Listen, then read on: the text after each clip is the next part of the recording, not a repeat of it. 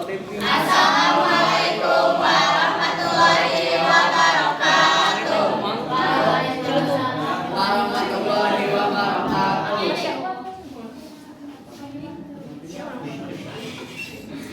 Simkuring si kelompok opat maris midangkeun carita anu wastana anu judulna Ludung Tasarung sadacana tepangkeun wasta abi Sandi Aditya Suherman salaku Prabu Tapa Agung Tepangkeun Abi Mutiara Madani salaku permaisuri. Tepangkeun Nami Abdi Ular Valenciana Bella salaku Purbasari. Tepangkeun Abi Abdi Mutia salaku Purbarasa. Tepangkeun Nami Abdi Adini Tupelasa salaku Patri Bersabur jeung Ahlian Wes. Tepangkeun Abi Aisyah salaku Rahayan. Tepangkeun Abi Widewa salaku Indra Jaya. Tepangkeun Nami Abdi Muhammad Fatur Rahman salaku Indra Jaya. Di kerajaan Pasir Bakal, Prabu Tapa Agung geus sepuh, anjeunna bade milih putri anu bakal neruskeun tahta kerajaan. Rakyat sadayana hakeun para sumpi ayeuna waktuna kaula nangtungkeun panerus kerajaan. Kami siap dalam keputusan Prabu. Mugia keputusan ieu janten berkah pikeun kerajaan. Kaula boga dua putri Purbararang jeung Purbasari sareng geus ditimbang ku wijaksana kaula geus milih. Tangtos abdi anu dipilih sabab abdi rajin pangkolongna. Abdi nganukur hoyong kerajaan tetep damai. Anu bakal janten ratu nyaeta Purbasari. Rama, abdi ngahaturkeun nuhun. Abdi bakal usaha janten pamimpin anu adil. Ibu yakin anjeun tiasa mimpin kalayan hate anu bersih. Ieu teu adil kunaon lain abdi? Purbararang pamimpin dipilih tina kahadean hate lain tina umur. Abdi mau narima ieu. Di juru karaton. Indra Jaya ka dieu. Nuhun putri naon. Abdi hoyong Purbasari gagal jadi ratu. Sebagai yen anjeunna kakenaan penyakit kulit. Putri eta tiasa nyalakakeun anjeunna. Lakukan anjeun kudu nurut. Nuhun abdi ngalaksanakeun.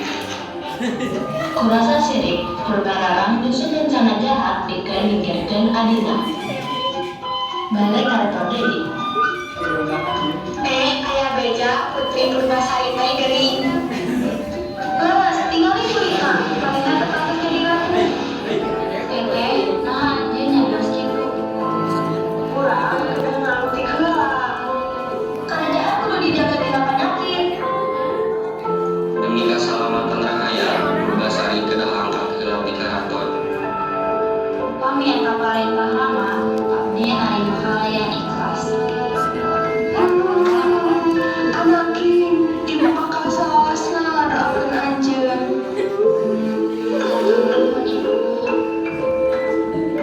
Hayu putri abdi nganterkeun ka leuweung. Dengan suasana nu sepi, Purbasari ayeuna hidup nyalira di leuweung, jauh ti karaton. Ya Gusti, sanaos abdi sedih, abdi bakal tetep sabar.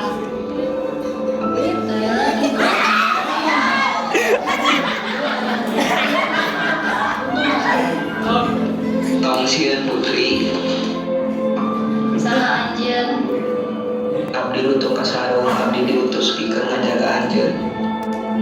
Nah anjeun rek ngelawan abdi. Sabab anjeun jalma anu bager jeung sabar. Hatur nuhun, ayeuna abdi teu ngarasa nyalira deui.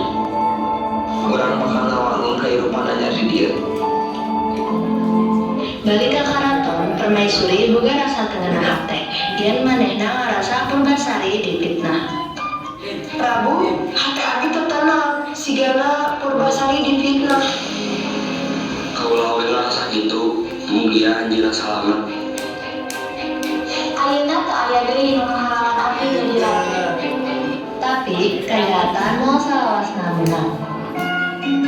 Sababaraha bulan kaharep di leuweung aya Purbasari anu ngaturkeun nuhun ka Lutung Tasarung. sabab geus ngabaturan jeung ngajaga Purbasari. Hatur nuhun parantos ngajaga abdi. Kasabaran anjeun bakal dibalas ku kabagjahan. Di keraton aya warta bahwa yen Purbasari teh geus cager dengan penyakit kulitna. Pur geus hirup bagja di leuweung, tapi Purbararang teu pecanten. Tuluy aya pikiran yen sayembara pikeun ngabuktikeun nu pantes jadi ratu.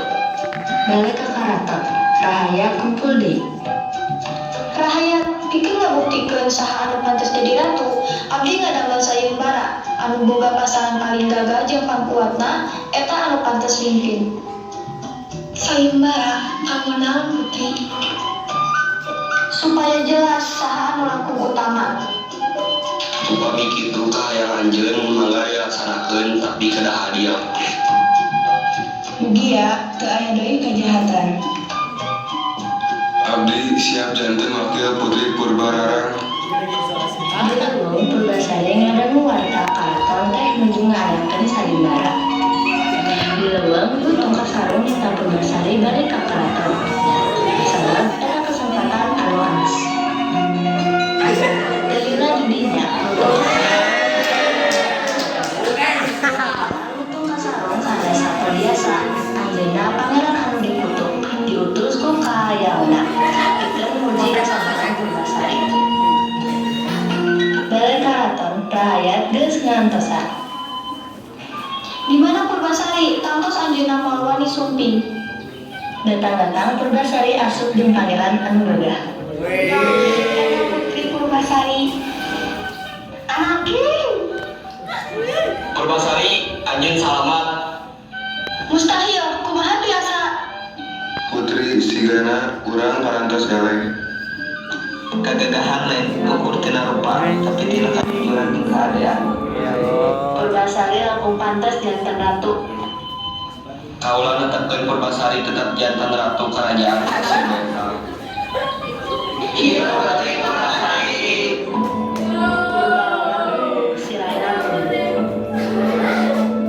Adikku, abdi salah. Siring geus ngabutakeun hate abdi. Abdi nyuhunkeun dihapunten.